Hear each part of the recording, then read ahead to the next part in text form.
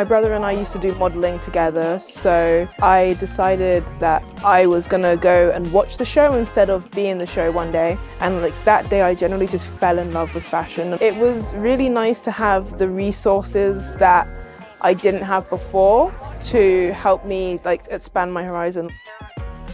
The reason why I chose to study art was my favourite version of art is graffiti. Graffiti is basically saying what you want to say, the way you feel it should be said.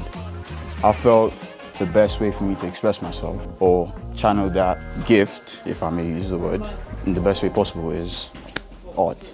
My main subject is graphic design, so that's why I'm doing this animation from a project.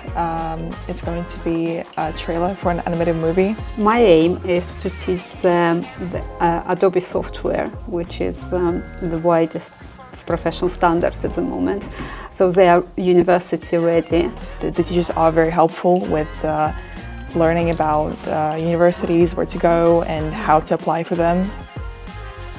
In Poole and Bournemouth College, we have a lot of opportunity to art study.